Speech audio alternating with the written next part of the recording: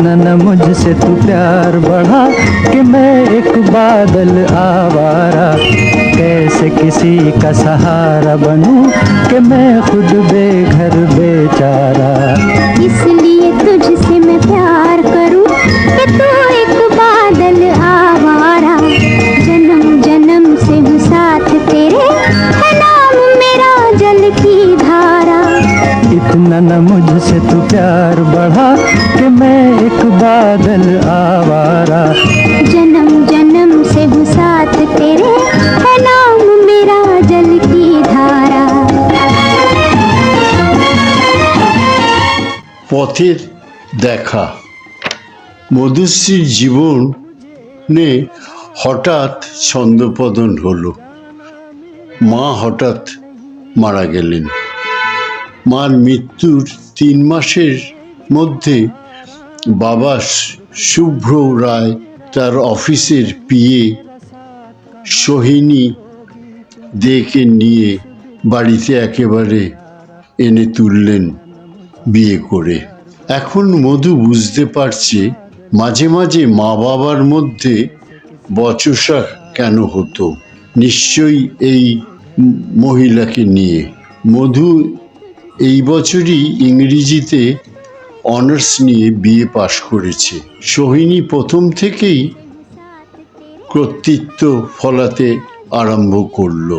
প্রথমে বাবার বিষয় সম্পত্তি, তারপর ব্যাংক অ্যাকাউন্টগুলোতে নিজের নাম ঢোকাতে লাগলো জয়েন্ট হোল্ডার হিসেবে। তারপর মধু এমএ পড়াতে আপত্তি জানিয়ে তাকে বিদায় করার জন্য বিয়ে দেবার জন্য তার এক পিস্তুত ভাইকে পাত্র হিসেবে নিযুক্ত করলো, কিন্তু কারো সঙ্গে কোনো আলোচনা করবার প্রয়োজন মনে করল না। মধুর মামা বাড়ি টাটানগরে। মামা ও মামি দুজনেই মধুকে খুব স্নেহ ভালোবাসতেন। একদিন বাবা ও তার নতুন মা অফিসে চলে যাবার পর সে তার গোছানো সুটকেসটা নিয়ে হাওড়া স্টেশন থেকে টাটাগামী ট্রেনে চড়ে বসলো। একটা স্টেশনে গাড়িটা থামতে একজন ইয়ং ছেলে একটি সুটকেস নিয়ে উঠে মধুর পাশে সিটটা খালি দেখে বসে পড়ল। আচমকা ট্রেনটা ব্রেক কষাতে মধু হুড়মুড়িয়ে ওই ছেলেটির গায়ে ওপর গিয়ে পড়ল।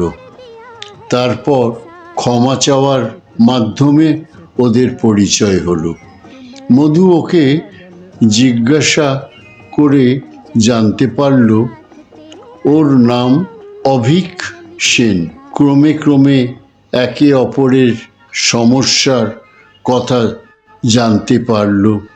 অভিক ও তার দাদা ও মা এই নিয়ে ওদের সংসার ছিল, কিন্তু গ্রামের জমিদারের ছেলে নানা কার্যকলাপে প্রতিবাদ করার জন্য তাকে বাধ্য হয়ে গ্রাম ছাড়তে হলো।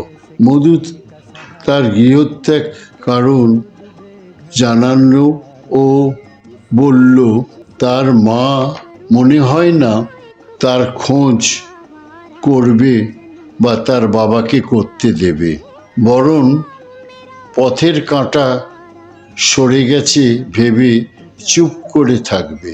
অভিক বলল সে বম্বেতে যাচ্ছে তার এক দাদার কাছে, যদি একটা চাকরি পাওয়া যায়। সে বিকম পাশ করেছে। অভিককে বিশ্বাস করে মধু বলল আমায় আপনার সঙ্গে নেবেন।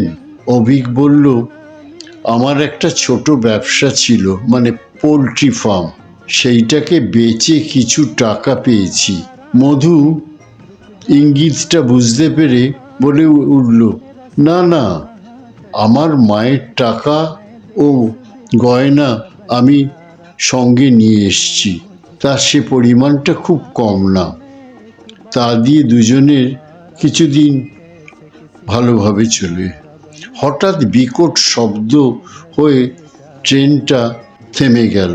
পরে জানা গেল নতুন ইঞ্জিন না আসা পর্যন্ত অপেক্ষা করতে হবে।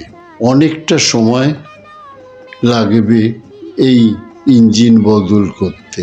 শুনে অভিক ও মধু ট্রেন থেকে ওদের মাল নিয়ে নেমে পড়ল গ্রামটা দেখবার জন্যে, মানে জায়গাটা দেখবার জন্যে। ওরা নেমে স্টেশন মাস্টারের ঘরে গেল কিছু খবর নিতে জায়গাটা সম্বন্ধে। গিয়ে শুনল একজন স্টাফ রেলের বলল উনি এক্ষুনি বাড়ি গেছেন, ওনার ছেলেকে সাপে ছোবল দিয়েছে। শুনে অভিক সাপের কাটা বা নানা রোগের জড়িবুটি ওষুধ ভালো জানত, তাই ওই লোকটাকে বলল আমায় ওনার বাড়িতে নিয়ে যাবেন, আমি হয়তো কিছু উপকারে আসতে পারি। লোকটা ওদের দুজনকে নিয়ে মাস্টারমশাইয়ের বাড়িতে নিয়ে গেল। অভিক গিয়ে বাড়ির লোককে একটু গরম জল দিতে বলল ও একটা কাপড়ের পাড় বা দড়ি দিয়ে ক্ষত জায়গাটাকে বেঁধে দিল যাতে বিষটা না ছড়াতে পারে। ইতিমধ্যে গরম জল এসে গেছে। অভিক ব্যাগ থেকে একটা শিশি বার করে তার থেকে কিছু গুঁড়ো পদার্থ বার করে জলের সঙ্গে মিশিয়ে ছেলেটিকে খাইয়ে দিল। তারপর অপেক্ষা করতে লাগলো। উত্তেজনার এতক্ষণ কেউ কারো মুখের দিকে তাকাবার অবকাশ পায়নি। তাই অভিক হঠাৎ স্টেশন মাস্টারের দিকে তাকিয়ে বলে উঠল, আরে সূর্য না? সূর্যও বলে উঠল, অভিক তুই? সূর্যর বাবা অভিকদের চাপদানি স্টেশনের স্টেশন মাস্টার ছিলেন ও সূর্য অভিকের সঙ্গে গ্রামের স্কুলে এক ক্লাসে পড়তো। তারপর ওর বাবা বদলি হয়ে যাওয়ায় ওরা চলে গেছিল চাপদানি থেকে। ইতিমধ্যে সূর্যের ছেলে পলাশ নড়ে চড়ে উঠেছে, মানে ওষুধে কাজ হয়েছে। তারপর সূর্য অভিকের হাত ধরে বলতে লাগলো, তুই আমার ছেলের প্রাণ ফিরিয়ে দিয়েছিস। ওরা ঠিক করলো সূর্যর কথা মতো ওরা ওখানেই কিছু করবে, কারণ সূর্যের এখানে একটা পরিচিতি আছে আর ওদের খবরও কেউ পাবে না। রাত্রে অভিক বাধ্য হয়ে সূর্যকে ওর সঙ্গে মধুশ্রী বন্ধুত্বের কথা বলল, কিন্তু বিবাহিত ওরা না। তাই ঠিক হলো দুই বন্ধু এক ঘরে আর সূর্যর স্ত্রী সোমা ও মধুশ্রী আর এক ঘরে শোয়া হবে। রাতে গল্প করতে করতে সূর্য বলল, দুদিন পর ওরা নেপালে বেড়াতে যাবে 7 দিনের ছুটি নিয়ে, কারণ সোমার দাদা কাঠমান্ডুতে চাকরি করে, তাই ওদের গেস্ট হাউসে থাকার ও খাবার ব্যবস্থা আছে অল্প পয়সায়। তাই অভিক যদি মধুশ্রীকে নিয়ে ওদের সঙ্গে যায়। অনেক পেড়াপিড়ি পর অভিক ও মধু রাজি হলো, তবে কত খরচ হবে ভেবে একটু চিন্তায় পড়ে গেল। রাতে ফোন করে সূর্য ওর শালাকে আর একটা ঘরের কথা বলে রাখলো। সকালে উঠে সূর্য বাসের আর 2টো টিকিটের ব্যবস্থা করলো। স্টেশন মাস্টার বলে সূর্যর একটা খ্যাতি ছিল ওই জায়গায়। যাই হোক, যাওয়ার দিন বাড়িতে তালা টালা দিয়ে বাস স্ট্যান্ডে গিয়ে দেখলো ভলভো বাস দাঁড়িয়ে আছে। ওরা পাশাপাশি সিট পেয়েছিল। অবশেষে সূর্যরা যাত্রা শুরু করে কাঠমান্ডুতে এসে পৌঁছলো দীর্ঘ জার্নি করার পর। ওদের রিসিভ করতে সূর্যর শালা শ্যামলবাবু এসেছিলেন বাস স্টপেজে। দিনটা যাওয়ার জায়গায় নানা জায়গায় ঘুরে এমনকি পোখরা ও ঘোরা হয়ে গেল 4 দিনের ভেতর। অবশ্য শ্যামলবাবু জন্য সম্ভব হয়েছে, উনি কাঠমান্ডুর সর্ব জায়গা চেনেন তাই। বাকি শুধু 5 তারা হোটেলে ক্যাসিনো, হোটেলটার নাম ছিল সল্টি 5 তারা হোটেল, তার ক্যাসিনো খুব বিখ্যাত। ওখানে লোকে নানা রকম আমোদ আহ্লাদ করতে যায়। সোজা কথায় যাকে বলে জুয়া খেলা, সে বাচ্চাদেরও আছে, বাচ্চারাও ওই জুয়ার মাধ্যমে খেলনা যেতে যেতে। আর বড়দের তো প্রচুর টাকার ব্যাপার, সে তাসের খেলা আছে, রুমেট বলে একটা খেলা আছে, নানা রকম খেলা। যাই হোক, ঠিক হলো যাবার 2 দিন আগে ওরা ক্যাসিনোটা দেখতে যাবে। মেয়েদের কফি শপে বসিয়ে 2 বন্ধু ও শ্যামলবাবু টিকিট কেটে ক্যাসিনোতে ঢুকলো। সব রকম খেলা দেখতে দেখতে অভিকের তাসের খেলাটা খেলতে চাইল। সেদিন মা লক্ষ্মী অভিকের মাথায় পাজোড়া রেখেছিলেন, তাই যে খেলাটা ধরছে সেটাই একেবারে যাকে বলে ছাপ্পাড় ফাড়কে দেয়, সেই মা যেন উপুর করে দিচ্ছে। দেখতে দেখতে 5-6 ঘন্টা হয়ে গেছে। ও অভিক বলল সূর্যকে, তুই গিয়ে ওদের কফি শপ থেকে নিয়ে আয়, তারপর যাচ্ছি।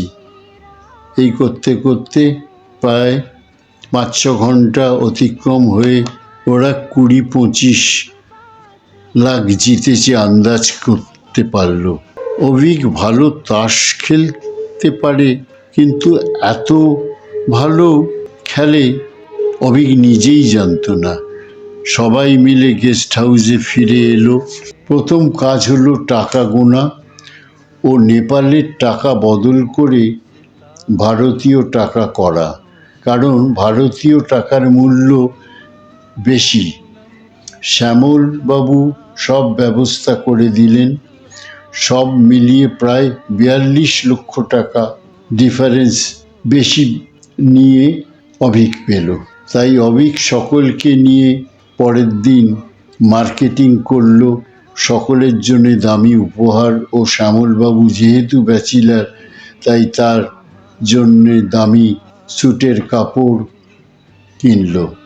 শ্যামলবাবু বলল অভিককে, যেহেতু তুমি বিকম পাস করেছো, আমাদের অফিসে অ্যাকাউন্টস ডিপার্টমেন্টে একজন লোকের দরকার, তাই তুমি রাজি থাকলে আমি কথা বলতে পারি। সূর্য বলল, খুব ভালো সুযোগ, হাতছাড়া করিস না। তাই অভিক ও মধু গেস্ট হাউসে থেকে গেল। পরের দিন সূর্যদের সি অফ করতে শ্যামলবাবু, অভিক, মধু বাস স্ট্যান্ডে এলো।